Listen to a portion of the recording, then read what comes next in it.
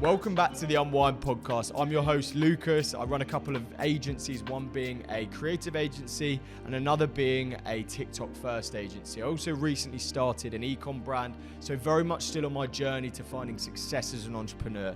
Now, this podcast is all about meeting with like-minded entrepreneurs and professionals to go deep, have a little bit of fun as well over a drink or two out of office hours. Most business podcasts struggle to do that and are a bit formal and professional and interview like, and we definitely want to break that and go deeper, have a bit of fun, as well as offer tons of value. So you can find us on Spotify or YouTube at Unwind Podcast. Now let's get on.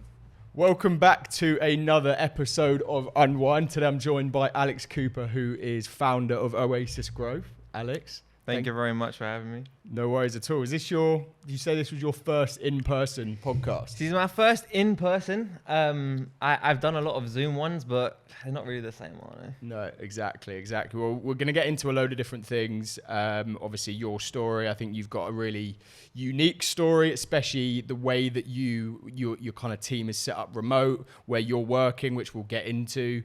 And yeah, we'll get into that, and also a few little things. I think you on Twitter just consistently dropping bombs of knowledge. So at the end, we're going to try something and just go through some of your tweets and bring context to them and shed a bit more light to some of those tweets. But I guess firstly, what I think, just for context, let's talk a bit about like how we met, and then how we were brought back together again, because I think it's quite a funny and unique little story. Yeah. So we met. What was it? 2019.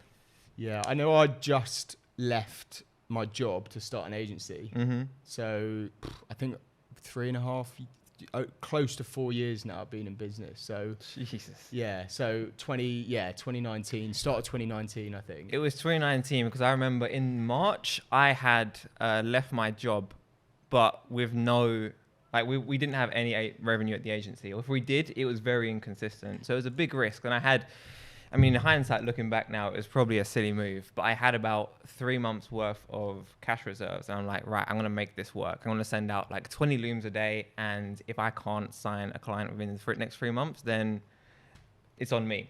And I get a part-time job or a full-time job again. So a couple of days after that, we met at the Jordan of Platinum event, right? Yeah. And that was like his first ever live event that I think he'd ever done. Really? So like this is like early Jordan Platinum. Like people listening, I mean, a lot of people that do listen will have watched the episode I did with Jordan and Joe, his co-founder. But obviously Jordan now is a big guru in the space. But at the time, like he was kind of an up and comer, and you know, he had this kind of new course that he'd brought out. So I think we were almost like the guinea pigs, or not the guinea pigs because it was a great course, but like the first people to trial it. So yeah, absolutely. And I remember we just hit it off. Like we were talking to each other the whole event that day, and I don't know what happened after that. It just like kind of we separated, didn't we? You were like my safe, you know, you have that safe person that you meet at these like networking things, and I'd never really done anything like that before as well. So it was like a bit like intense. Like there were all these people that were almost like intensely trying to speak to him, and we just got on well. Like you were very chilled and down to earth, and sometimes in those environments people are a bit like much, and I think we definitely saw eye to eye there. I do remember though in the weeks following that event, we used to like text each other like, "Okay, did you make your 20 cold calls today, or did you do these cold emails?" I do remember that very vaguely. We did it for a couple of weeks after, but that was a really dark period for me. I'll be honest with you. It didn't work out with the business. I mean, we had inconsistent revenue at Oasis, but not enough to sustain. So I went through the 3 months, had a really bad time personally as well as professionally. Like I went through a really bad breakup at that time, and some family stuff too. So it got to like July, and I had no money left, and I'm thinking like, shit, like, what am I going to do here? So then my dad offers me a part-time job at his company, so I go and work there. And what does your dad do? He works in finance at Mind, the mental health charity. Yeah. So he works there. So I was like, okay, I'm going to pick this up for a few months till I can get myself back on my feet. And I did that. The agency still wasn't making enough money over the following months. And I remember this quite vaguely, not quite vaguely, the opposite. I remember it quite well. but I haven't told you this.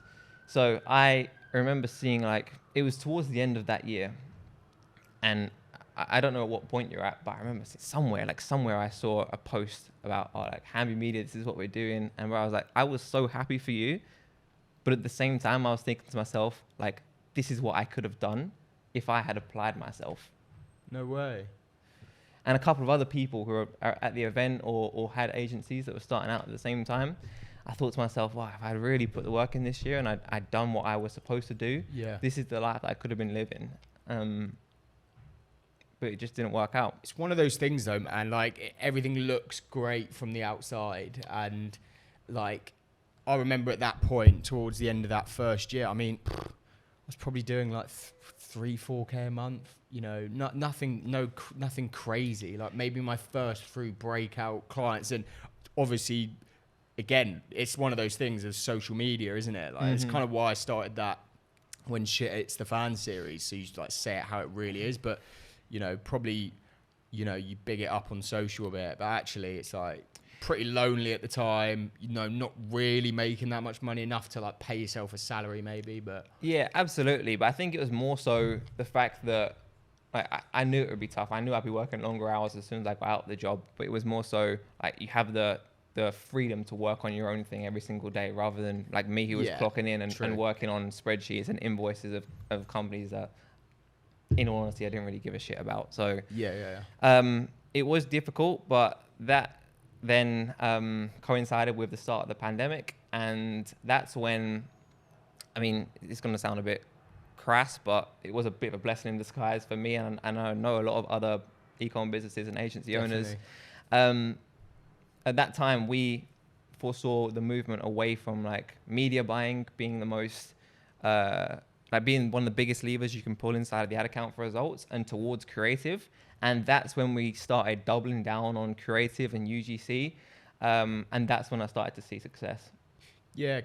And again, on that point, and we'll kind of get into it, but yeah, you were definitely one of the early movers in that UGC, you know, really obviously got this TikTok agency, but late to the game in a lot compared to, like you say, when you were kind of doing it since COVID, you know. I mean, what did that look like then? You jumped into that during COVID, but because again, at the time, UGC wasn't that known or well known, and like it isn't this fucking hot topic buzzword now. You got to tweet about is UGC and you get hundreds of likes. What's crazy is I remember even at the start of this year, we were struggling to source creators, because originally we didn't go to Twitter to source creators, and we still only have a small percentage of our creators that I meet through Twitter.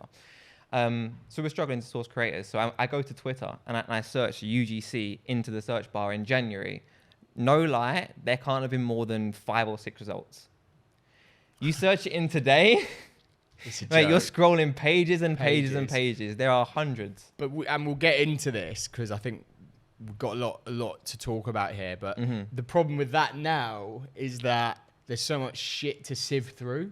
Like, and I don't mean that in like a mean, rude way, but there was always this supply and demand issue where there wasn't enough creators. Yeah. And as a result, the good creators could charge a lot of money for what they were doing. And then obviously, there was this gold rush of UGC. People saw the opportunity. They saw that really you didn't need, it's low barrier to entry. You could quite easily get into the space. You could do it on the side of another job.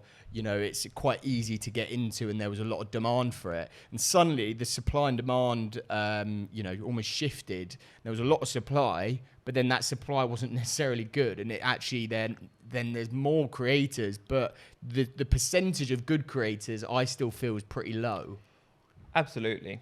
And I think that's one of the reasons why we only get a small proportion of our creators from social media, because it's been in such a bubble, and everyone looks good in the bull market, right? So it's so easy for creators who don't necessarily have the editing skills, the acting skills, or most importantly, the ability to make ads that convert and convey the value props and the benefits, hit the pain points of a product, that it's like everyone was making money for that period of 3-4 months. And now I think we're starting to see a little bit of a shakeout.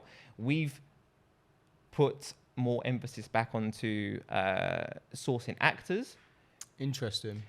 The reason being, because one, I think a lot of these UGC creators have inflated rates, and two, we were at the point where we were kind of giving more creative freedom to creators and not giving too much direction to them, like maybe giving a couple of reference ads, but that's about it. I feel we've got better content when we have an in-house copywriter either write the scripts or at least draft the key points and then hand it over to an actor and then have the actor do the shooting. Don't let them do any editing and then hand it over to a professional video editor.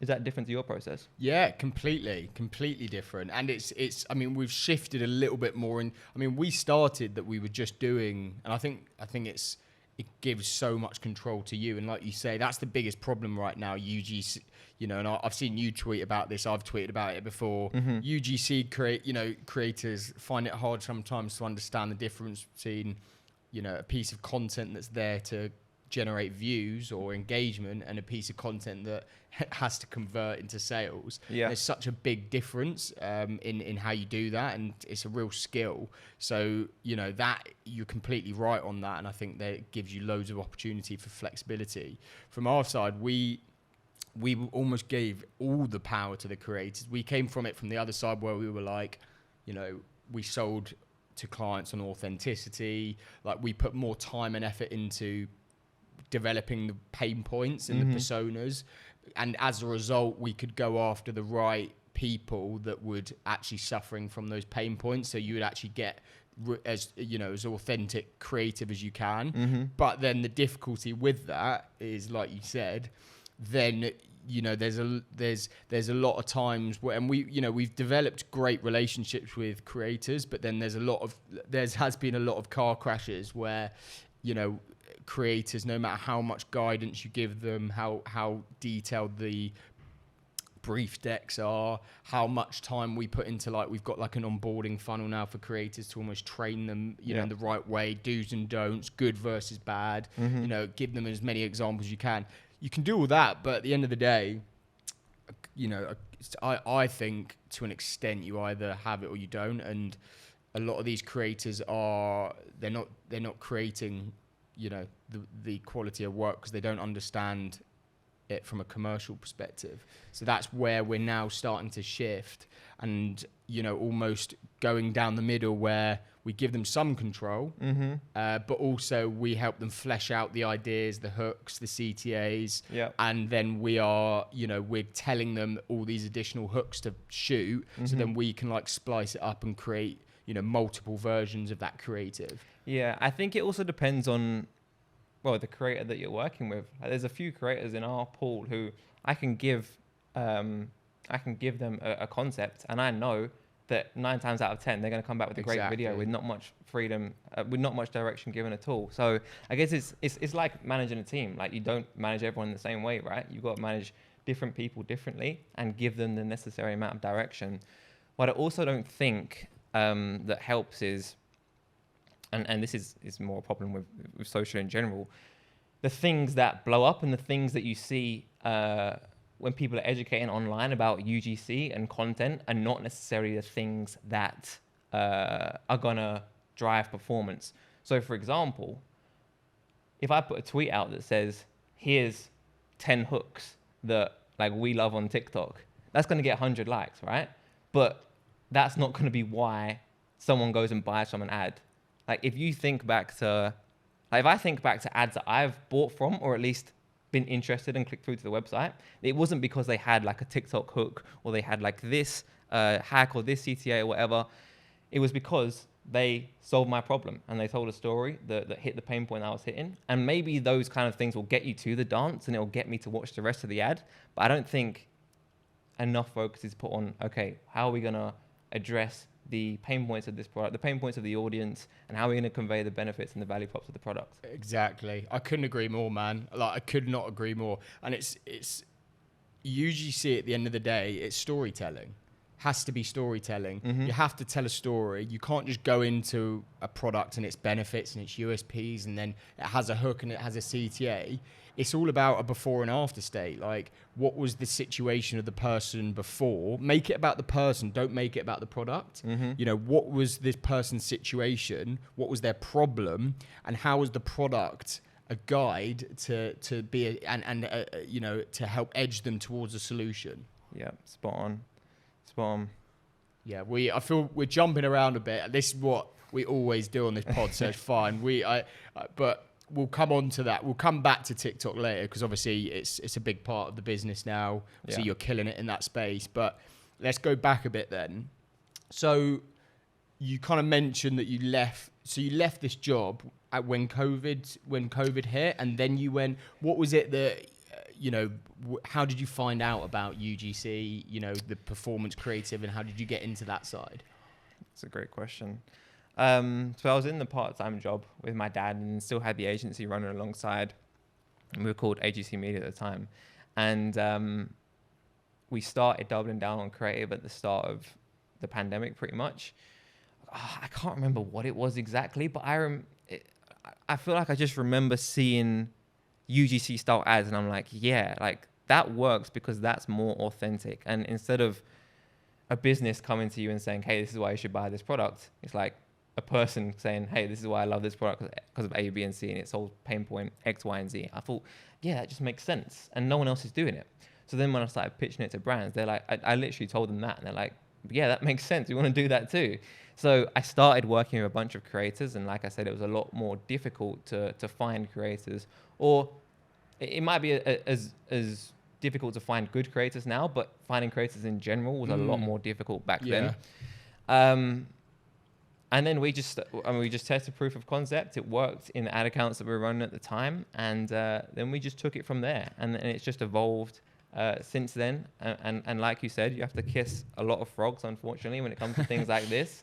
But we're starting to get it to a point where we're at now, where it's like, okay, a brand comes on board. Top of my head, I've got like 5 to 10 creators. Like, I know that they would create a great ad for this product. Yeah, 100%. Yeah, no, I completely agree. So talk a bit about like that journey then in business. You know, what was that first? What did that first kind of point where you're like, yeah, this is, you know, I think I'm onto something here. And then when was that first? Like we all have it. We almost have this period of, you know, things are really hard. Then things start to do better and better and better. We maybe get ahead of ourselves a bit, and then we get that first crash or that first, like, you know, awakening moment of, okay, yeah, I am human. Humbled me a bit here. Yeah, absolutely. I'd say it first started to pick up around what pandemic was March 2020. So I'd say April, May was when we really started doing a lot of business. And at the time that was on one-time packages. We were running some ad accounts, but I mean, you know what it's like at the start. Like you charge super low retainers, right? We were like literally charging like 750 quid for ads and content. It was for an e-commerce brand. Yeah. It was absolutely nuts. That kind of stuff makes you cringe. It does now. I have the same shit, but you've got to start like that. It's necessary. You have to, right? Went really well, and we just went through a period where I was so confident in that pitch, and because I'd reeled it out so many times, the exact same pitch and same what I just said about UGC, and it was a novel idea because no one else was doing it. It was a pretty easy sell. We signed a lot of clients on both one-time packages and media buying. And then I think it was like August or October. I didn't really have. I was in a growth mode for about 5 or 6 months. Didn't put as much effort into service delivery as I possibly should have. And then client results started to, they weren't as good as they were, or they weren't as good as I wanted them to be at. I remember one week specifically, on a Thursday and a Friday, we lost over half of our revenue and 3 clients in the succession of about 24 hours. And that was my moment. I was like, fuck. This is real, and it's not always going to be good times. So then I just had to swallow my pride, get back to business for 3-4 months, and that's why we're so Like, I never want to feel that feeling ever again of the revenue will come and go, right? But the feeling of like, oh, I've actually let this brand down because I didn't do what I promised, or I didn't do as good as I thought I could have done. I never want us or any of our clients to feel like that again, which is why we put such a focus on the quality of our work at the moment. Yeah, no, it's so true. Genuinely, attention to detail, the quality of your service, it's so important. It's, it is the most important variable, without fail. But go back quickly then to that moment then where you lost those 3 clients. I mean, how did that feel? And for like any, we get a lot of aspiring agency owners listening to this pod, who are probably going to go through similar situations. How did you kind of get yourself up and out of that situation? Because that's the kind of thing that for a lot of people could be, the straw on the camel's back. I think what's really helped me not just get through the tough times, but also to level myself through the good times as well, is every so often, like every 1-2 months, I will sit down on my own and I will do a brutally honest audit of like every aspect of the business. Love that. So I'll say, okay, our client communication is good. How can we make it better? Or this part, our media buying isn't good enough right now. We need to make and don't cut no corners, because if you do, you're only cheating yourself, right? If something is bad, how can I set aside time to put systems in place to make this better? And like, I don't just want every aspect of our agency to be good. Like, I want every single aspect to be A1. And if I do that every couple of months, and I'll be super honest with myself, like if I don't think I'm doing a good enough job at one thing, I'll mark that down and I'll say, right, I need to spend X amount of time putting systems in place to make this better because we're not good enough at this at the moment. And at that time, it was service delivery. So I just had to spend a shit ton of time working on systems, making sure you have the right people in place, because there was a period where I was probably trying to cut corners in terms of the hires that we made, and make sure that any area of the business that we aren't good enough in, or we're not exceptional at, it gets addressed, and it gets addressed quickly. Yeah, it's something that we've gone through even recently, and it's when you're scaling a business, you have to constantly come back and reevaluate everything, because it's happened with both businesses where we've had these big growth phases, where things have probably grown quicker than we'd anticipated. And as a result, like anything, when you scale quicker, the thing that you sacrifice is that the quality is probably going to slip, at least in the short term. Yeah. Churn rate is higher when you are scaling more aggressively, right? And that's something we struggled with at first. It was,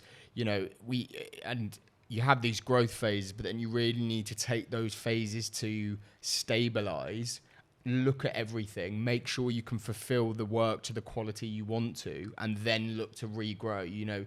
You have to sometimes completely rework your SOPs based on the amount of volume of clients you have, because it's like for you, suddenly when the amount of UGC we have to fulfill on a monthly basis like doubles within a few months, the whole system has to change.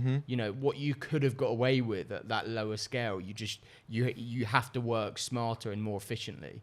Yeah, it forces you to be better. Yeah. So what in those times then, I mean, what does that process look like, that audit? What advice do you have for someone that may want to start doing that? I would put aside a day. I like to do it on a Sunday because no one else is in the office and I can just get to work. List out every single area of your business, every single thing that you do, and then just go through and honestly grade it. Like say, I'll go like very good, good, average, not good at all. Do that, and then I would like to write a couple of paragraphs explaining, and then at the end of it, I just go, okay, what is not exceptional? And then once you've done that, set aside time to build systems to make those things better, and also put in place KPIs to make sure that you're actually achieving those things. Yeah, that's a good point actually, because like you say, it's easy to And that's why, like, at the end of every quarter, we have a team, quarterly review where we all come together and review every aspect of the business in a similar kind of way. I like the grading system, to be fair. I think that's definitely something we could look to implement. But unless it's so easy to say, okay, we need to do this, this needs to improve, that needs to improve. But with, like, impact items, as we call them, unless you put you attach a person and a date, end date to that task, it will not get done. We used to have these impact items at the end of every quarter, like going to start doing email marketing, going to create a new TikTok strategy or for our own organic page. We're going to do a new visual identity. We're going to do a new website, all these things. And like, they would just be like fucking fairy dust in the air until you actually put a date and an assignee to that task. Absolutely, mate. I can't tell you, I've got hundreds of ideas just shit in my Asana inbox that we just need to implement on, but haven't had the time to yet.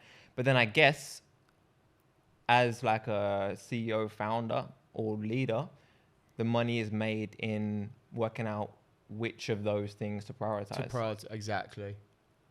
Yeah, I can agree more. Because it's like a game of chess, like business. It's like, you've got to do all these things. Yeah. You only have a certain amount of output to know which should come before. But yeah, no, I agree. Okay, so obviously what we haven't discussed then is obviously you moved to South Africa. I did. I became a sun chaser last year. Digital and I'm about nomad. to do it again. No, don't say that. Do not say that. I am not a digital nomad, bro. I could not be a digital nomad. I know it sounds like it. I'm going Cape Town on Wednesday for fucking 90 days.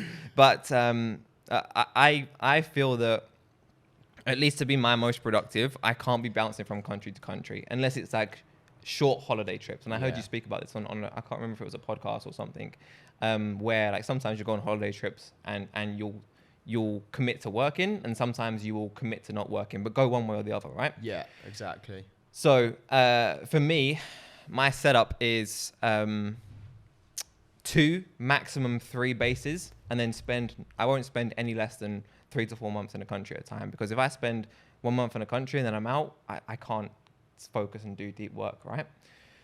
So I went to Cape Town last September for the first time and absolutely loved it. Like, it's such an incredible city, perfect for going out there and just settling down and working. But at the same time, like, if you want to go out, you can you can enjoy yourself. Yeah. It's weird because Cape Town's like, it's almost like 3 cities in one.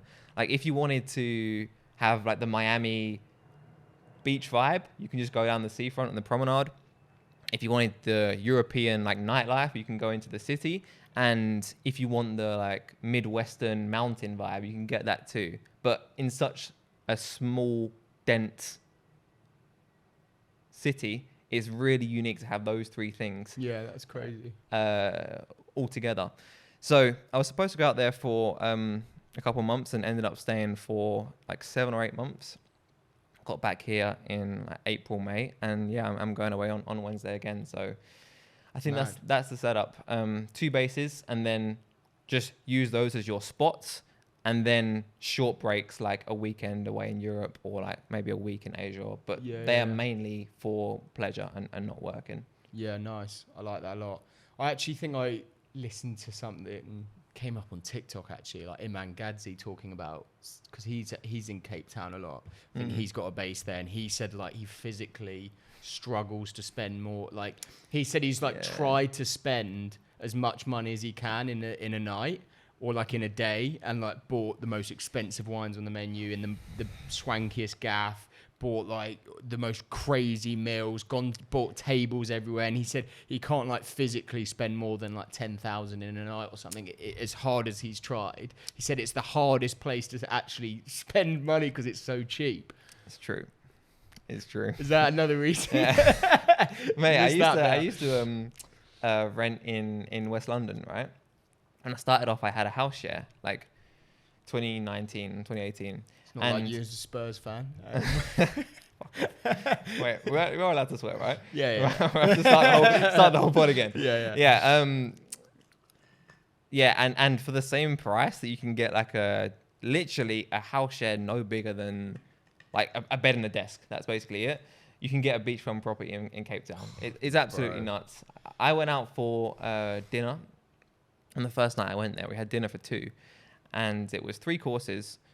A lovely steak between the 2 of us came out to 50 quid to one of the best restaurants in Cape Town. And I'm like, this is absolutely nuts. And don't get me wrong, like the reason it is like that is because there is a lot of like the economy is obviously not as anywhere near as like a European city, and it does give you a huge amount of perspective. Like when you're driving from the airport to go towards like Cape Town, which is the touristy part, Sea Point, Bantry Bay, etc., and you have to drive either side. You've got like slums and villages, and you see like how these people are living. It's like, fuck, man. Yeah. It really does give you perspective and makes you think like, shit, like the things that I worry about on a day to day don't mean nothing. Like they mean nothing compared to what other people are going through. Yeah, gratitude puts things into perspective, doesn't it? Absolutely. But it's an amazing place. So again, because I went traveling around South America, and the question I got asked the most from mainly my mum, to be fair, before I went, and loads of people, and when I got back, and the stories I tell from it, ridiculous trip, was, is it not really dangerous there? Is it not really? So talk a bit about that for someone who's maybe like looking to do something similar, because I know that again, there's, that's one of the things spoken about South Africa and Cape Town. Yeah, I think you're spot on there. What I'd say to that is every city in the world has areas that are dangerous, especially right? London right Mate, now. especially it's probably one of the worst. There are areas of London you would I would not want my sisters going even during the daytime, let alone at night. You can't even wear a nice watch in London now without fucking a moped, the machete coming up and trying to fucking take it off you. So as long as you speak to the locals, you know where to go, and more importantly where not to go, you're going to be fine in most places that you visit. It just so happens that Cape Town, because it's like pretty westernized, a lot of the areas that we were staying and that most people, if they do go and travel to Cape Town, will be like all touristy, and you won't get much crime at all. If you go out, you drive out like 30-45 minutes and you go and live in the townships, that's where you'll find issues, and the crime rate is ridiculous, and you wouldn't want to go there during the daytime. But as long as you speak to the locals, you know where not to go. It's the same as like London, the same as New York, any other city. You had any problems yourself? No, I was there for 7 months. I walked at night with my watch on, with my AirPods on. I never had a run-in with anyone. Fair enough. Yeah, I thought you would say that, and it's exactly what I said. It's like, have your wits about you, but as well, just don't be an idiot. Like, you should know when to go and where not to go, and anywhere can be dangerous if you make it dangerous. Yeah. So I think, I do agree with that. Sorry, did you go to Colombia? Well, where is it? Colombia, Peru, Bolivia, Brazil. Yeah. Again, I never had any issues like that. Like some pretty crazy stories, but not like. Have you heard like the fucking Tinder stories? No. You haven't heard them? Right, Tinder? There's a dating app? Yeah, as in like guys who would go on Tinder and they think they'd be matching with like a beautiful girl. Oh, shit. But really it's like a gang. And she's like, yeah, meet me at this place. And then he's like, right, bet. And then he goes there and gets mugged. Or even worse, killed. Like that's what I've heard in Colombia. Like there's a shit ton of like Tinder stories like that I've heard. But those are the kind of stories that they'll use to scare you, right?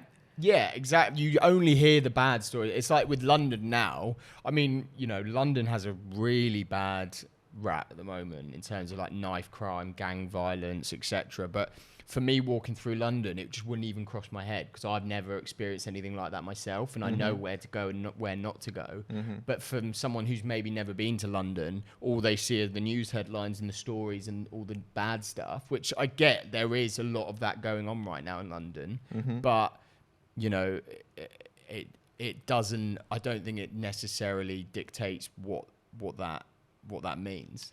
Yeah, I mean, in a weird way, it's kind of related to what we said earlier when we were talking about UGC. It's like the 5%, we'll get the 5% of the news, right? We'll get clipped, and then that's what will cover 95% of the headlines, and people just extrapolate and think that that's what the rest of London is.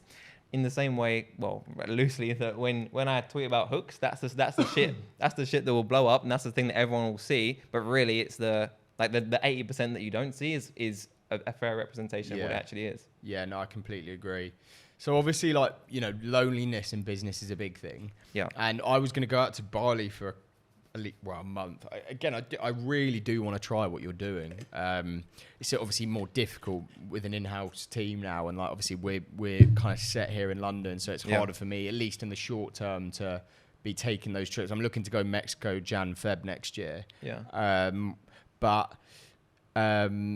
I mean, loneliness is a big thing in business. Going out to somewhere like Cape Town, did you have much of a network there, or? I knew one there. What? New one. Yeah, it's a Sunday afternoon. Forgive me. I knew no one out there when I went there, but I was always of the opinion like, if you go out there with the mindset that you're going to make friends, you'll find people out there. I knew brave as fuck though. I rate it. I knew that the people that I want to hang around with will be in the places that I'm going. For example, like the reason like you go to the best gym there, you like hang out in the nicest coffee shops, etc. I knew that people that I'd want to be around would be there if I put myself in those situations. And maybe this is an African thing. Maybe this is just a thing because I was outside of my home country. I felt like I could express myself a lot more, and I felt like people were a lot more receptive. Like, I went to a gathering on the first evening, and you meet someone there, and they're like, "Oh, do you want to come to this thing on Saturday?" And you go to the thing on Saturday, and you meet someone else, and like, "Oh, we're doing this party on a Tuesday." It's like, people just seem, maybe it's an African thing. People just seem a lot more grateful and happy about life, even if they don't have as much as as a lot of people over here do. But and this is what we'll get into with the tweet that I said about London, which got me a lot of heat. I came back here. I came back after the flight from Cape Town, and I got on the tube, and I was like, fuck, and I was sniffing some guy's armpit on a Monday morning. Like, it's proper cram. The central line's really loud. Everyone's central line's great. Oh, that'll get you, man. That'll get you. Especially in the summer. Super hot as well. I was there last night, and the station was scorching. Yeah. And I was just thinking to myself, like, people being rude and paying these extortionate rents. And don't get me wrong, we'll get into it. I've slightly altered my opinion on London, but I just thought to myself, like, this ain't it. Like, everyone's so tunnel vision and focused on work, but you go out there and it's like people just enjoy life and they're just grateful for it. Yeah, fair. So what advice do you have for people then in terms of that, like putting yourself in an uncomfortable situation like that, what that can do for you, but also then how, because some people don't have that strength to be able to go and do something like that, and don't have the self-confidence that they're going to meet people and find friends. Yeah. What advice do you have for someone in terms of networking and just taking that step to go out of your comfort zone? Yeah. Well, I wouldn't consider myself like an extroverted person who's gone out and like network with everyone. Like the best advice I could give is just like pull the trigger and act fast. You know what I mean? Like I don't overthink it as well. Don't overthink it. Exactly. I thought of the idea of like leaving the UK, and from the point of thinking of the idea, it was 3 weeks until I had a property in Cape Town. And I was in Cape Town. Yeah. Like as soon as the idea comes into your head, just action it. Like if you think it's the move, fuck it, go out there for a month. If you don't enjoy it, the worst case, you can just come back home. And yeah, I wouldn't really consider myself, I'm not the most confident person. Like I'll go out and network and I'll talk to people, but I wouldn't consider myself properly extroverted. Just put yourself in those situations. And I promise you, just because, like even if you just have the fact that you're not in your hometown, you're in a different scenario, you will feel like you can express yourself more. Yeah. Because like if it doesn't work, well, fuck, I can just, like, no one knows me here, yeah, right? It's almost like reinventing yourself, isn't it? It's like when you go from primary school to secondary school kind of thing. Yeah. It's like I can fucking be who I want to be. Yeah, and it's like if I am that, if you think to yourself, like, I'm going out there, I am this social person who can go around and make friends and be a great person in Cape Town. If you think that, then you can just go and become that. Yeah. You see what I mean? Yeah, for sure. Nice. So getting back to the business then, Yeah. I want to understand a bit more about like how it's set up. And, you know, obviously you're in a remote, I'm guessing a remote business. What does the team structure look like? Mm-hmm. And what's your kind of plan? What's the plan for the next stage of the business? Yeah, this is something I've spent a lot of time thinking about recently. Currently, we're pretty lean for the amount of work that we do. We have a couple of content strategists, a creative director, and me, a video editor, and my PA. And then other than that, it's just all creators. I have spent a lot of time thinking about, is there going to be a point where it would make sense for us to set up base and find an office? Obviously, it's a trade-off between increased productivity and actually building a culture and being able to access a wider talent pool. Maybe you could speak to that, because obviously you've got this place here, which is awesome. How have you felt the productivity change, or in general, what was behind the decision to go local instead of hiring worldwide? For me, I think it just comes down to, you know, what's your greater vision, what makes you happy. And for me, one of the main reasons I started a business was because I wanted, and I know it's a bit of a cliche, and actually people think it's a toxic phrase now in business, but to like build a family. Like I love this idea of building this culture, this amazing in-house culture where it's bigger than me, it's greater than me, but I could come into somewhere and visually see and be a part of something. Yeah. I'm a very like social person. So for me, being in and around other people that I can collaborate with made a lot of sense. I do also think like the nature of our business, it does make more sense for an in-house culture. Obviously the production side of the business, we've got kit, you know, it's very much a creative agency. It's so important, I think, in a creative agency like that you know people are able to be together for a certain period of time to be able to collaborate and bash their heads together. I do think it's not a necessity for you and your agency, even though that is, you know, quote unquote creative focused agency. Again, for you, that's a very similar setup to yourself, and that isn't that's not an in-house team. And look, like I could be doing what I'm doing now with our agency, saving 5, 6, 7 grand a month on everything that we do in the house here as a team, like all the stuff we do as part of the culture, like, you know, team nights, going for pub lunches on a Friday. Like I could save a lot on the bottom line, but for me, that's not really what it's about. Like it's not about like saving those extra pennies on the profit. It's about building this family, this something that's greater than me, this culture that I'm like proud to have, you know, been a part of creating.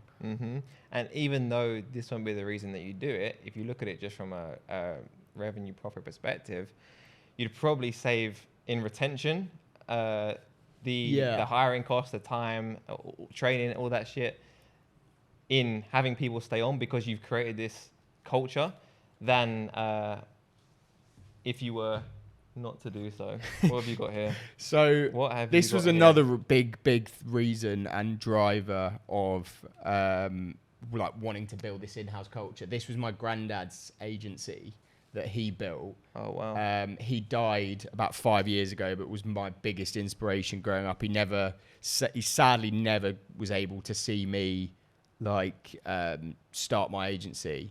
So I kind of know that he's there looking over, in a sense, of everything we do. But he built such an amazing in-house culture with his agency that like the average retention of a member of staff was like 25 years, which is like fucking mental. Like that's people incredible. Would like join out of uni and stay there until they retire, for a lot of them. So for me, like seeing that growing up and seeing what he'd built there was like, I think a big part of that for me as well. I was like, that really inspired me, and I really want to do something similar. That's incredible, man. I love that. So yeah, that's like, I've literally just brought this in, but it's like a reminder of what he'd done. And, it's such an inspiration for me to want to do something, it's a different agency, different model, but something similar. Yeah. And then when you build a team like that, they will go above and beyond for you. They will go to war for you. And that's what I'm trying to work out. Like, how can I take some of the things from like an in-house culture and work that into a remote agency? I think you can. I do think you can. Like, I think there's a lot of stuff you can do. I mean, obviously, it's like, where are your team like set up?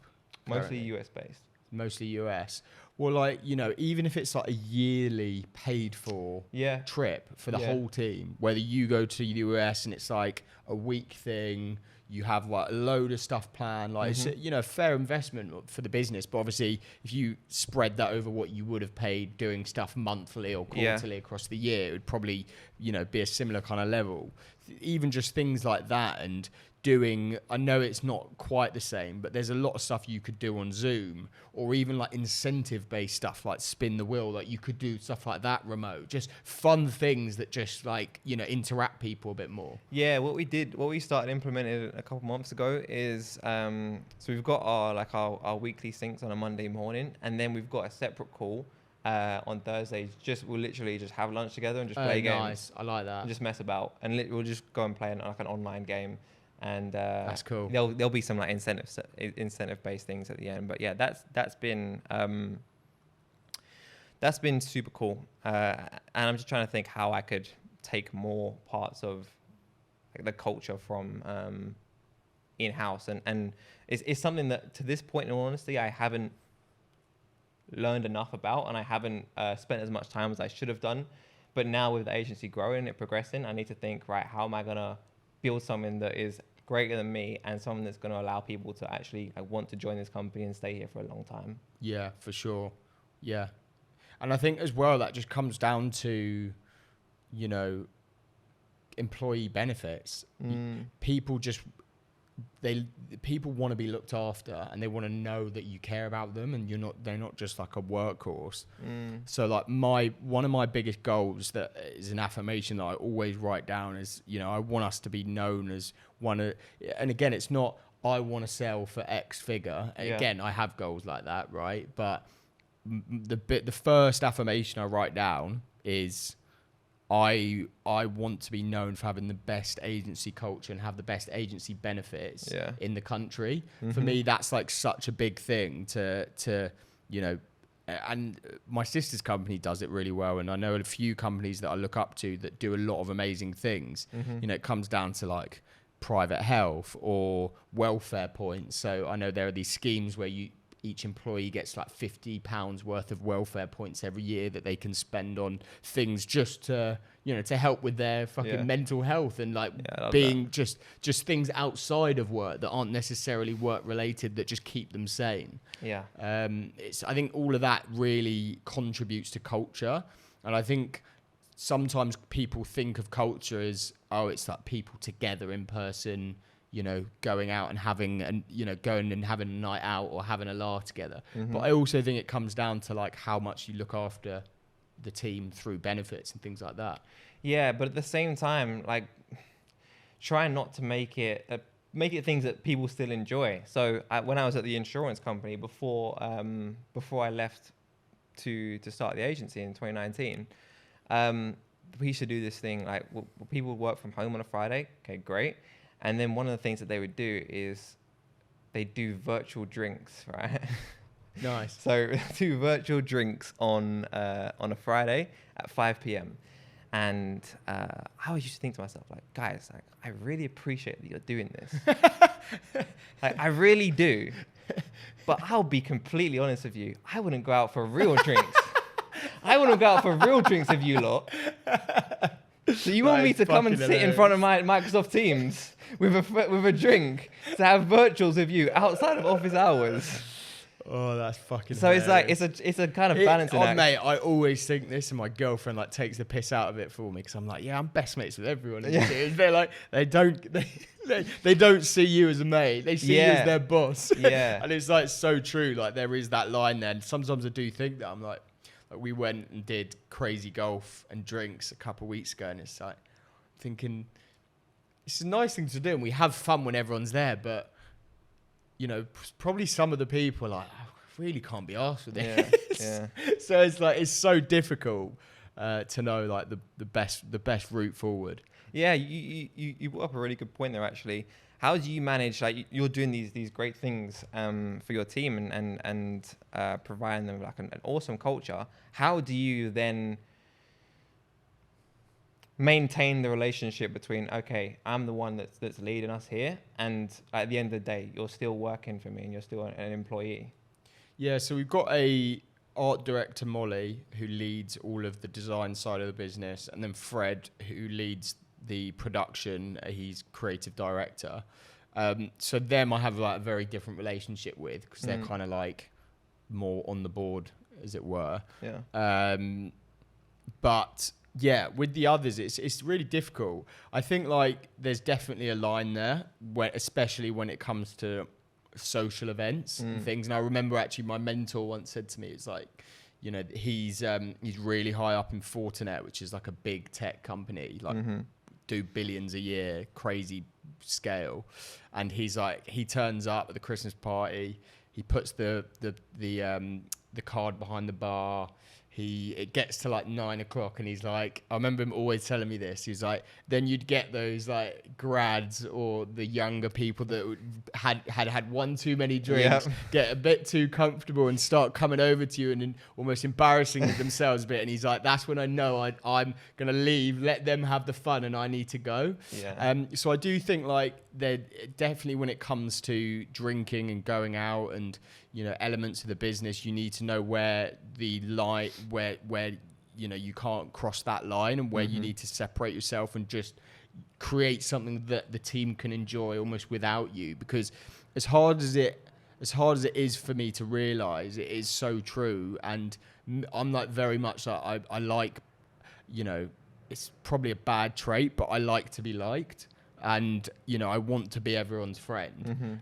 And for me, it was like had this moment where I had this realization of people, my staff, like other than, you know, maybe those that have been there from the start, aren't ever going to want to be your mates necessarily. You know, you're as much as anything, you know, you can have a great relationship with them. And I do have a great relationship with everyone in my team, and I make sure of that. I go out my way to find out about them, their lives, and do everything I can to support them. But at the same time, there is a line where you've got to realize like you're not going to be best mates with them because you're their boss, and you kind of have to be okay with that.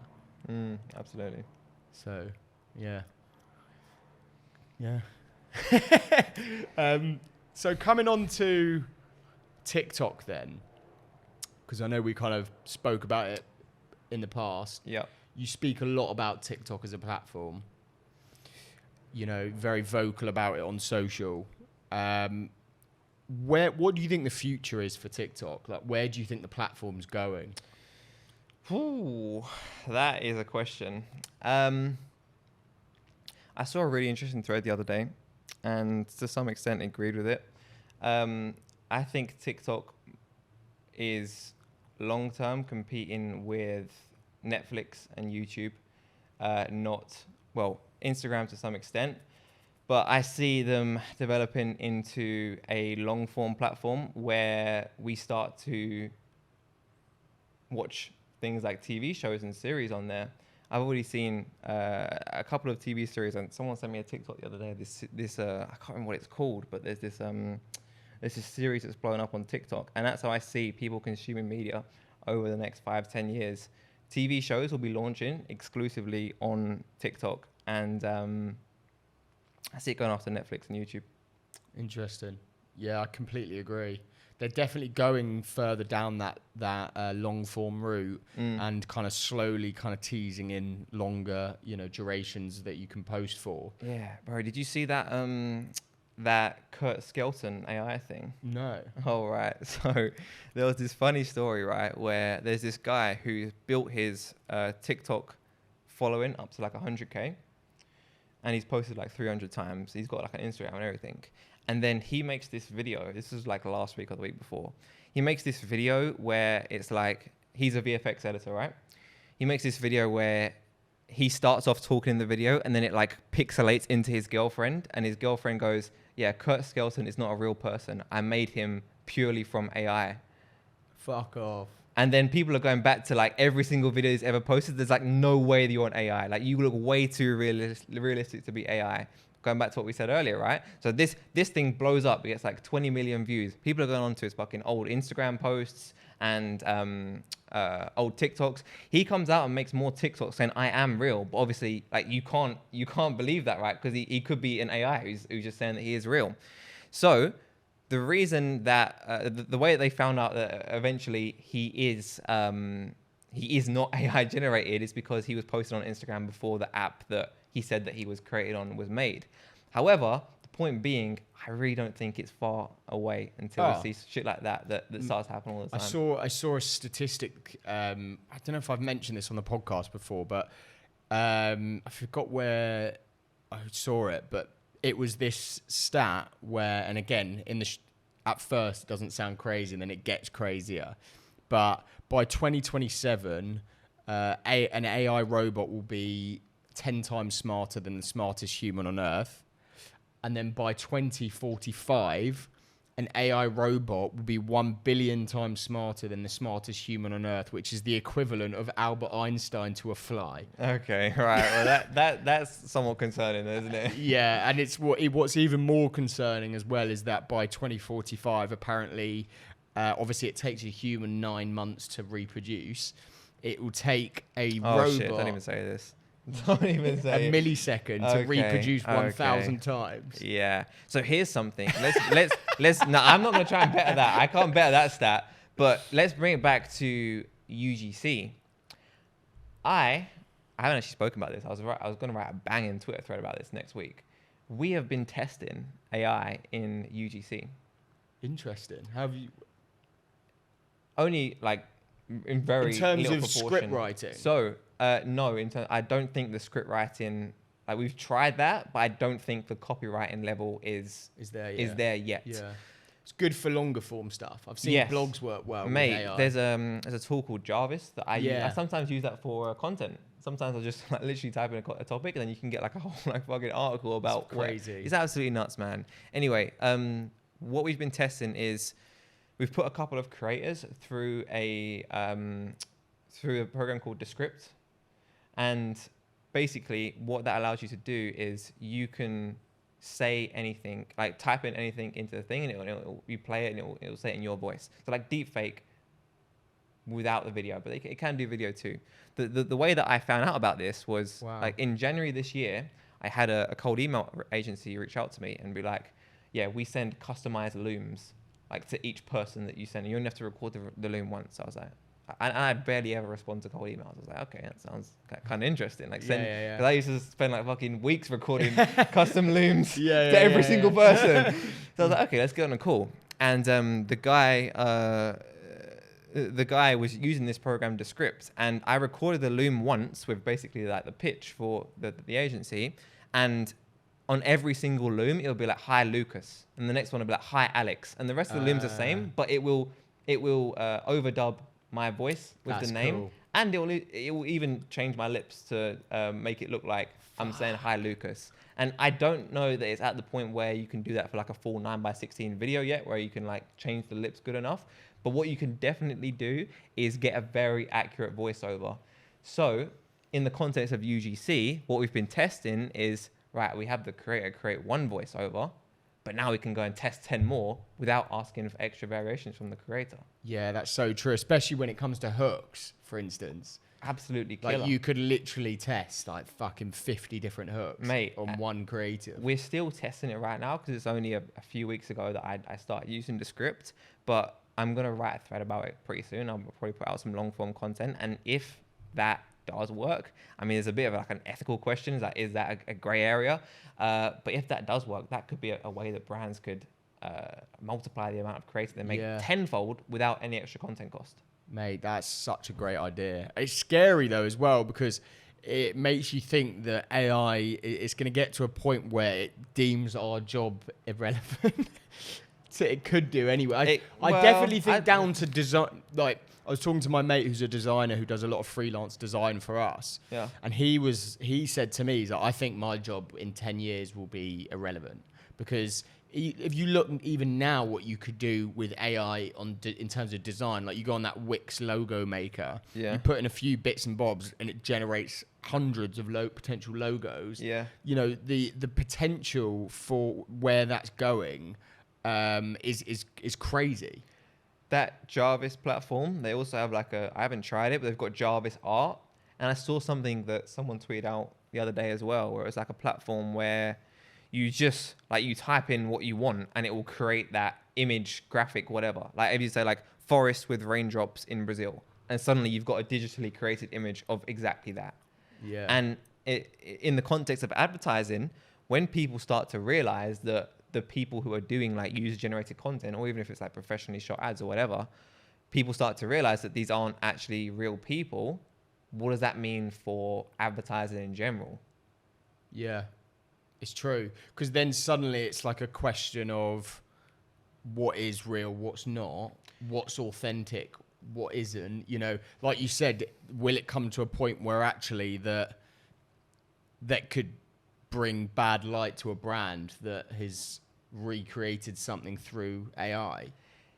Yes, although I do still think that if you're able to convey the value props in a way that hits someone's pain points and you solve a problem to them, that they'll buy whether it's AI or not. I just think it'll take a lot of getting used to it. And once again, like marketers ruin everything. So we'll find a way to fuck up AI. Better believe. Yeah. No, God, it's a fucking topic we could talk all night about. It's definitely a bit of a fucking black hole topic that you could just go on for hours with. But yeah, I mean, this has been great, man.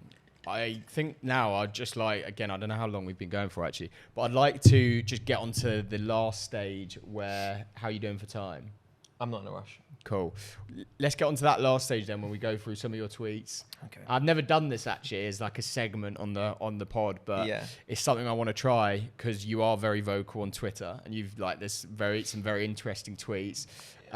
So I've taken a few of Alex's tweets that he'd posted, and we'll just delve a little bit deeper into them to get a bit more context. Cool. So you're gonna like put these up on the screen? Yeah, I'll put them up on the screen. Okay, so perfect. If you pass me the phone, because I won't do all of them, I might just pick a couple.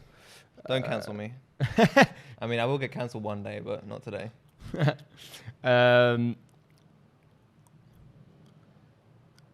Okay. Yeah, this is an interesting one.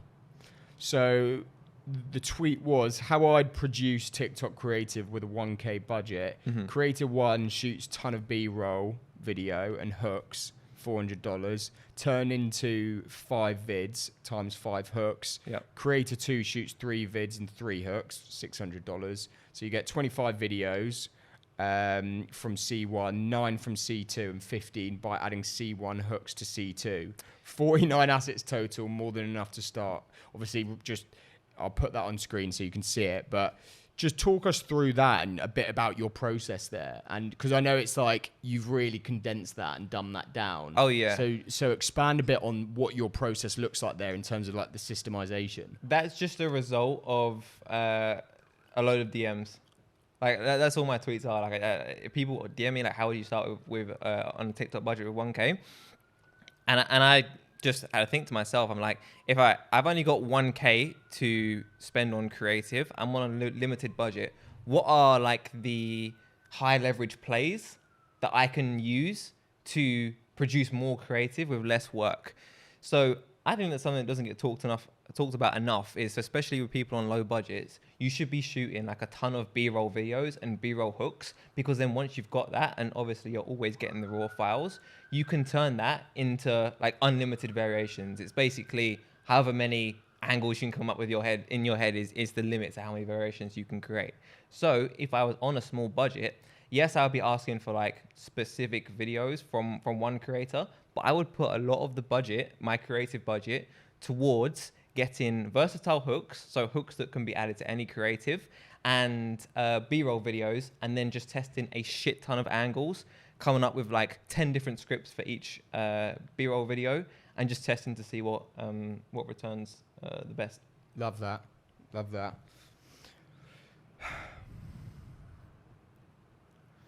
Okay. That's why I think the next evolution is to become more than an ad agency by helping businesses with the entire funnel, optimizing conversion rate through LPs, analyzing customer journeys, and enhancing the post-purchase experience. I completely agree with this.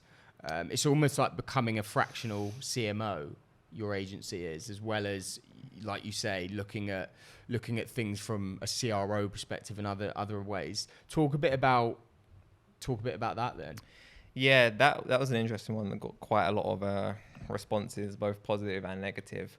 I think that, we're in this really weird position right now where like attribution's fucked. Ad costs are rising, and we're likely heading into a recession, or if not already in one.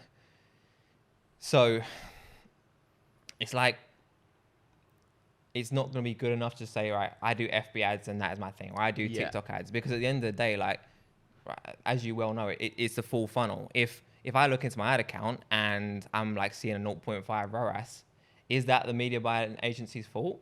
Possibly. But what about the fact that you've got a 0.2% conversion rate, or that you don't have any post-purchase flows, or anything in your back end? What about if it's a shit product? Because as we all know, like, we can have the best media buying team, we have the best creative team in the world. Exactly. If you've got a shit product, I can't sell that. That's why you don't work with startups that have no proof of concept. Yeah, that sounds like you've learned that the hard way. Yes.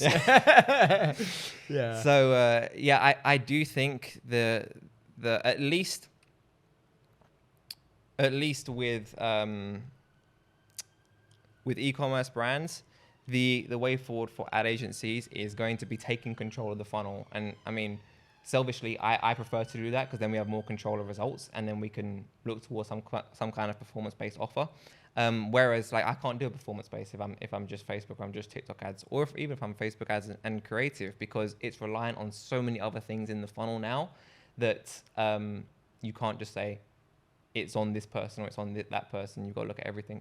Yeah, I couldn't agree more. It's funny, isn't it, how, I think during a recession or these times where it's going to be harder to sell to brands, because everyone's pulling back, all the cream is always going to rise to the top. And it's looking at how you can almost add those extra layers of value without it becoming unprofitable to your business.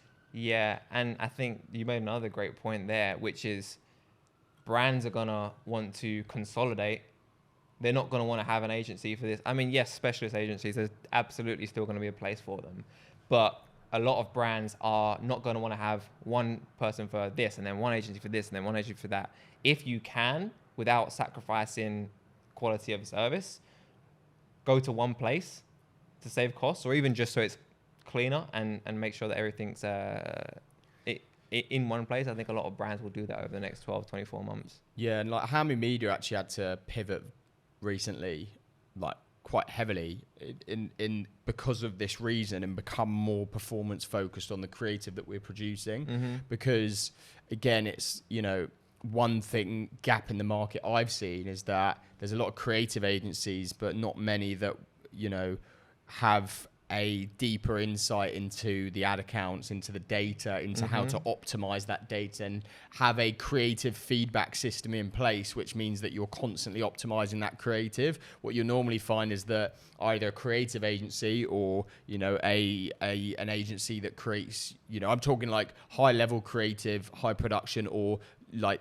UGC style, you know, if it's just a creative agency that produces that content for you, hands it over to you, here's this pretty content, do what you want with it. Whereas actually the value now is what we found is building a creative feedback loop into our process. So even if we're creating, you know, high level ad creative, UGC, you know, motion graphic ads, we need to be in working with the media buyers to make sure we're optimizing on that creative on a monthly basis, so we are making sure it's performing. Because otherwise, like, you know, creative agencies got a bad name because it's like, it costs all that money to get that creative, it doesn't even perform, or there's a reason why it doesn't perform. Well, there's so much to unpack there, but you are spot on. You took the words right out of my mouth. And I've noticed that the trait in which the common trait in which most successful brands that we've worked with is that they have that feedback loop of media buying team, creative team, but also the customer service team. Yeah. And having those three feeding back learnings to each other, what's working in the ad account? Like, what do we need more variations of? What's not working in the ad account, so we should stop producing? Okay, we just had this customer review come through. Is this an angle that we've tested before? Just keep on going and keep on optimizing the learnings. And you're spot on with what you said about, like, when times like this come, the closer you are to the bottom line, the more difficult it is for them to snip you. Exactly. So if you're a creative agency and you can't tie back to performance in some way, you're going to be a lot more disposable than someone who's going, okay, our creators are doing this, and this, and they're driving this amount of revenue. Attribution's fucked, but we can generally tell what's working and what's not. Yeah, I completely agree. Because it was like the moment we had probably 2-3 months ago now, where all this news about the recession came out, and already starting to see brands pulling back a bit. And you know, we had 3 pretty big clients that were just on social media management packages. Yeah. Which, again, I don't like to call it social media management because I feel like it's got this like bad rap of it's just a social media manager, like intern posting on Instagram. Yeah, like posting on Instagram, and it's like we call it social management mastery to try and get away from that. Yeah. So it's like way more to it than that, you know, including design, content strategy, etc., etc. But again, we had like 2-3 clients drop off almost at the same time, which was like they're big, you know, big retainers as well. And all for that same reason, like the results were great, but it was more a brand focused activity. And that is going to be the first thing that brands cut out in this period. It's like, right, what is not directly, although it, you know, I could argue, and it does directly impact the bottom line to some degree, not as much as like, you know, completely bottom of funnel activity. So again, that's when I kind of realized we had to adapt. Yeah, and I know this is going to be a very tough time for a lot of people around the world, but in a similar way to how I felt that the pandemic was a blessing in disguise, selfishly, from a business perspective, the recession is going to be very good for us. Because I know it's going to shake out a lot of the agencies that aren't doing a good job. So true. And if you can prove that what you're doing is working, it's just going to make you that much more desirable. Yeah, couldn't agree more. The cream, like it's that phrase, the cream rises to the top. Yeah, cool. We'll do one more. Okay. Wonder what you're going to say. Should I do it? Go on. I kind of wanted, there was... Cool. I mean, if you... I really wanted to dive into... if you've got the time, I think we've been going for what, hour and 10? Yeah, cool. I can't find the one, but it's basically where you talk about, maybe I didn't screenshot this one, but you basically talk about testing your subject lines was it your subject lines in emails, and you did like 2,000 emails. And you tested, or the first lines, and you tested with and without. Yeah. I think that's an interesting topic because a lot of agencies now are going into like email marketing.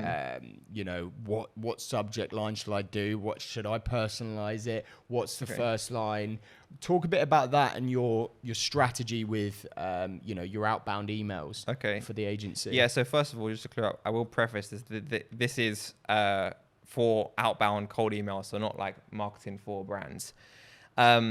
that tweet for your agency. Yeah. So we're putting out emails to get clients on calls. We don't actually do outbound right now because I've put all of our attention and resource into inbound because it's just getting much higher quality leads, obviously, and a lot more appointments. Through Twitter, is that? Twitter, LinkedIn, and I've just started posting short form. So I want to do a lot of TikToks. I want to get like the TikTok shorts and the reels out like daily. So I've just put stuff in place for that to happen, and that's going to start going out very soon.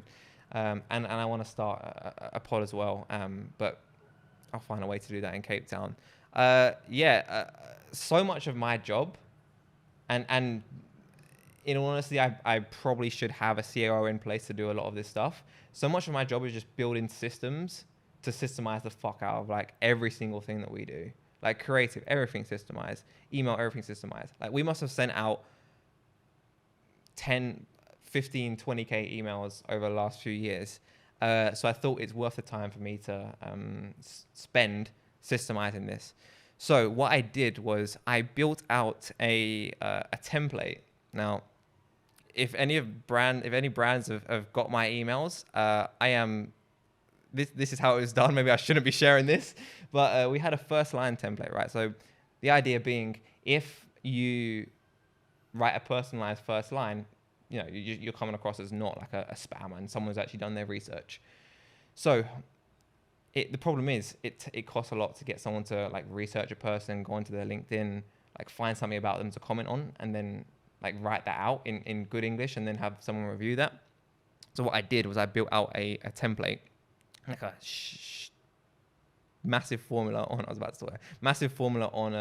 Google Sheets that was like, we had about 50 templates, like icebreaker templates, and let's just say that, no, I can't say that. let's just say that they had, like they were a sustainable brand, right? My assistant would go in, she like selects the sustainability template, and it'd be like, hi, Lucas, you guys are doing such an incredible job with the like sustainable focus message. I love what you've been doing over the past X amount of years, and just take that from their LinkedIn page. And we started testing that. So at scale, we could send out custom icebreakers, and the results were significantly better than what we were doing before, which was just like having someone write out like their own icebreakers or just testing no icebreakers whatsoever. We did this test where we tested like 3K emails or something, 1,500 with, 1,500 without, because I've seen a lot of people on Twitter who are like really into cold email, and I'm not like that into it, say that no first lines perform better than first lines. So we wanted to test it. So we put 1,500 on each side, and then it turns out that, I mean, it's common sense really, but the ones that had the custom first lines ended up performing a lot better and booking a lot better. But can you give an example then of one of those first lines, like just for context? Yeah. So, for example, if it was if they had just moved into so the first thing that the assistant would look at is their LinkedIn page. If they had moved in to the company, let's just say that the company was less than 5 years old. So if it was less than 5 years old, and you can tell by LinkedIn, hi, Lucas, love what you're doing at Hamby Media. Incredible to see what you guys have accomplished in just such a short space of time. And that will work really well for someone who's like been doing it for 2 years. Or if they just got their job in a position, it's been in the last 12 months, it's like, congratulations on taking the job at Hamby Media. How have the first 6 months been? Something like that can very easily for that line, all of the assistant would have to type in is like Hamby Media, which we get from the lead source, and 6. And then the rest of that line would just be done automatically. Yeah, clean. But it's just like, that's the way I look at every part of the business. Like, how can I build a system to reduce everyone's time without compromising on quality? Yeah, 100%. It's so true. And I think that's been a big part of my development as a business owner this last year is, becoming obsessed with SOPs. Last year just wasn't a thing. And I'm working to make my team as obsessed with them as I am. Got someone in the company that we're trying to develop into an eventual head of operations and trying to make him obsessed with SOPs. I mean, what advice do you have for, maybe slightly younger business owners on, how to develop great operating procedures and processes that that really do improve, like you say, the quality of the output? Well, first of all, I'd say don't worry about them until you've got enough revenue for it to start making sense. Like, there's no point going out and building SOPs when like the business isn't making money, because you need to focus on acquisition. When you're at the point where you feel that SOPs are necessary, I would ask the person who's actually done the task to write the SOP. There's no point of me writing a video. That's what we do. There's no point of me writing a video editing SOP, because I can write it up and our editor will be like, oh yeah, but I also do this, this, and this. And I actually don't do that. So I'm like, why am I writing it? Yeah. So get the person who's actually doing the task to do it, because then they can just write out everything they do. And we do everything inside of Notion. So we keep everything in one place. We make it accessible to everyone. And just like, you want to make it as simple as possible to follow. So it's almost like someone who's never seen your business before can go in, follow this document, and then carry out the task. Another thing that I just made it hit home is that whole idea of, if you come to sell a business, if you have no operating procedures in place, then realistically, there's no IP. There's what are they buying, really? Especially with an agency, right? Obviously, service-based business I'm talking about. You need someone to come in, like you say, and be able to almost copy and paste your procedures, everything. They're buying they're buying your operating procedures, they're buying your team, and they're buying your clients if you go for that exit eventually. Yeah, and at the end of the day, like, especially with agencies, but businesses in general, you can distill it down to a group of SOPs. That's all we really are. Like a group of people using this documentation to take out operations. That's all everything really is. And I know there's nuance and there's other things, but pretty much every business can be reduced to that. Yeah, couldn't agree more. Cool. We'll do the last one then. I think you just have to unlock your phone. Oh, yeah. So I got the Pro the other day too, by the way. The Pro 13 Max. Pro. No, not the Max, but the Pro. Yeah, the camera's crazy. Oh, it's ridiculous, mate. Yeah, we were talking earlier, just for context, me and Alex, about we actually use my iPhone to shoot this pod. Again, we will definitely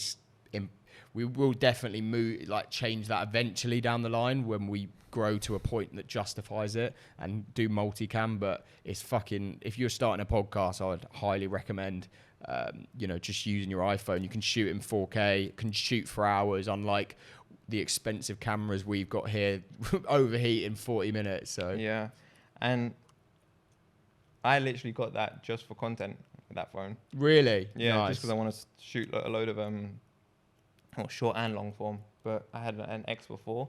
I was like, I might as well update it. And then fucking like 2 days later was the Apple event, and they've got the new one. The 14's come out now. To be fair, I've heard that. Did you see Steve Jobs' daughter tweeted a meme saying, like, going from the iPhone 13 to the iPhone 14, and it was It was like a guy wearing this T-shirt, and then he opens like a present. It's the exact same T-shirt. Oh, it's right, like a meme. right. She'd posted the meme, and it like went viral because obviously it's Steve Jobs' daughter. Yeah. So I think like apparently it's almost identical. Oh really? So, yeah. Apparently someone told me something about the camera. It's like they've upgraded the camera or some shit. Mate, I don't know. But anyway, that is more than sufficient. Yeah, for sure. You don't need much better than this. 13 Pro. Anyway, last question then. This is the controversial one that you posted a couple months ago. Hurts me to say this. And it hurt me, to be fair, when I read it, being a London boy myself from the Big Smoke.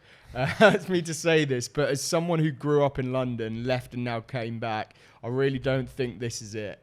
Weather is cold, people are miserable, and everywhere is busy. It doesn't have to be like this. Great tweet though, right? Yeah, it's pretty dramatic, man. Look, I got a lot of heat for that. I got people in my DMs like taking the piss, saying, "Well, how can you say this about London? This is where you grew up. How dare you say that? You just come back from Cape Town. Whatever."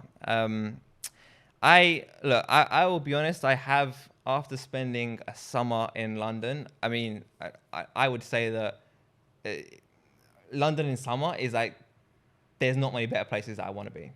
Like July, August around here, the amount of things there are to do, and when the weather's beautiful, it's absolutely and unreal. Everyone's happier as well. Everyone's happier. That's the other thing. But when I left the country, and maybe it was just a thing about being in an unfamiliar surrounding, and then like I said earlier, I felt much more comfortable putting myself out there. And I went to Cape Town and other places I've been to, and the people are just a lot happier. They're more relaxed. It's less like tunnel vision and focus on work. And I understand that to an extent, that's why London, New York, etc. are so successful, because the only thing that people do there is work. But then I come back and like I said, and the weather's not nice. It's fucking like 3 degrees when I get off the plane. It's raining. People are rude, miserable. And once again, this is a generalization, and I'm sure we could do another 2 hours on the West and Western civilization in general and where I think that's going. That played a big part too, but maybe next time we can discuss that on the pod.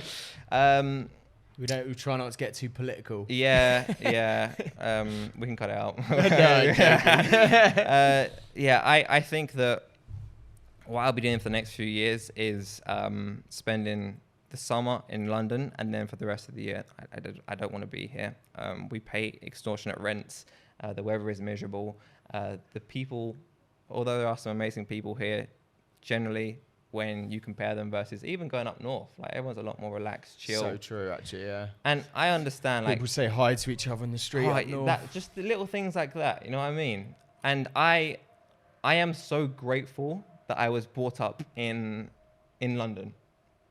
I would not, London, New York, like a city like that, I would not want to be brought up anywhere else, because I had the experience of speaking with, like, being able to network and make friends with people from all cultures everywhere. Yeah. And I think that, like, I mean, I have cousins who grew up north, and they'll come down to London. They'll almost be like intimidated walking through Oxford Street. Yeah, I see it all the time. I've got mates from up north, and they're like fucking rabbit in headlights. Yeah, and I would just hate to have that feeling. Like, I know that I can go to anywhere in like any city like this and feel pretty comfortable. And maybe that's why I felt so comfortable just going to Cape Town on my own, because I've grown up around here and I'm used to it. Like, I'm used to networking from people from every walk of life, and I'm so incredibly grateful.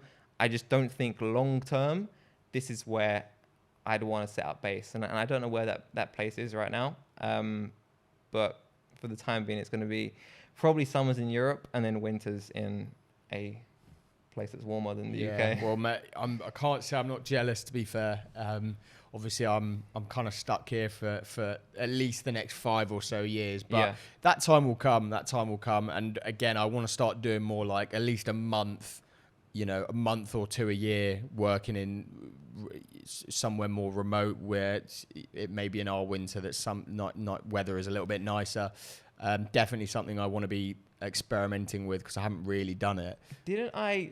I'm sure I saw a tweet from you a few months ago. It was like, you're going to Bali, and I was going to go for the whole of September. I know a load of people out there at the moment, and I just decided against it. I think I spoke about it on the last episode of when shit hits the fan, and like I've had a great summer. Like, I've done a lot. I'm a very social person. I'm very much a believer of like work hard, play hard, like that cliche. Yeah. In points of the year, right? Like you can't do that all the time. So like summer for me, I like to have fun, but equally I continue to work very hard. So I've had a lot of holidays. Again, some of those I've worked on. Like, I've just come back from south of France last week, worked for most of the week. Again, had some nice trips and stuff, and done a lot of things. But yeah, it's definitely, as a result of that, I've kind of come back now, and I'm like, right, I kind of just want to get my head down now for at least the next like 3 months. And going to Bali, although I would be working in Bali, it's like not going to be the same, because I'm going to be like 7-8 hours difference with my team. Yeah. Like, I kind of just want to be here with everyone for a few months. I feel like I've been away for a lot of the summer, so. Yeah, Asia to me feels like, and I'm going to Thailand, Tokyo and Seoul in December. Asia for me feels like a place that you'd visit, but not somewhere that I feel like I could set up base. A couple guys that I've spoke to have been there, said that they go there and they almost feel like isolated because of like it's not as easy to go as somewhere in Europe or somewhere like Cape Town or the US where you can just go and work with people. They speak in English. Like in Asia, it's like obviously no one's speaking the language, and it's a lot more difficult to work around in the time zone difference. But I think you crushed it there when you said that it's seasonal. Like work will go through seasonal periods. I don't know if I can trust someone who's like, yeah, I fucking hammer it 12 hours a day and I do that 365. Just doesn't sound like sustainable or enjoyable. No. Like you do this to also live a life of making memories, right? Exactly. And if I hear that, I'm thinking, well, are you really doing 12 hours of proper work? If you're doing 12 hours a day and you can do that 7 days a week without any significant breaks. So don't get me wrong, like there's times where I've got to be in the office like 12 to 14 hours a day. But those periods, like I'm saying, like 8 to 12 weeks, I'm going to go hard for this period like I have been until now. And then I will go to Cape Town. And then 1 or 2 weeks, I'll like put my feet up and I'll still be working, but I might be doing like 4 to 6 hour days instead. And like you said, you come back refreshed and then you're ready to go for another 8, 12, 16 weeks. Exactly. I couldn't agree more, man. I think it's the most sustainable way to, again, just like enjoy the journey. I'm such a believer of, enjoy the fruits of your labor. And if you put in all of this time and you have no time to actually make memories, especially in your 20s, like, we're young at this point. We don't have a commitment of a wife and kids. Mm-hmm. I don't think you do anyway. You didn't mention that. As far as I'm aware. But Alex, I really appreciate you coming on, man. I think genuinely this has been like one of my favorite episodes. I think we've gone into a lot. We've gone into a lot of stuff. There's loads of valuable nuggets there. And yeah, it's just been a pleasure having you on, man. Oh, thank you so much. And what I will say to close off is we never finished the story about how we reconnected. Yes. So when I went through that period where I was just like fucking like stuck in my room every day, 12 hours, super unhealthy in building mode. We didn't speak for what I'm going to say about 2 years. 2-3 years, yeah. And then I don't know when it was, but at some point earlier this year, I saw like Ollie had liked a tweet from Lucas Hamby. I'm like, wait, is that the Lucas Hamby? The Lucas Hamby. Lucas. I was like, Lucas fuck. So I DM'd you straight away, and it's so great to see you, brother. And I'm so incredibly in awe of what you're building here, and the fact that just coming into this office today, I'm so happy to see the journey, man. I really appreciate it, and like vice versa. When you sent me that DM and I instantly knew who you were, and it's just we'd obviously lost touch over that time. It was mad seeing what you'd done, and genuinely, I think I learn a lot from you on Twitter. I think it's amazing what you're building, and I'm buzzing to see how well you're doing. So yeah, thank you, brother. Where can people find you if they want to follow your shit or whatever? Twitter's probably the best place. Alex Gough Cooper, Alex Gough Cooper. I'm trying to get more active on short form, so follow me there too. But yeah, Twitter's the best place. Nice. All right. Well, yeah, if you enjoyed that, please give it a like, comment, subscribe. We're obviously on YouTube at Unwind Pod, also on Spotify. Give us 5 stars there as well. And yeah, we'll see you on the next episode. Peace.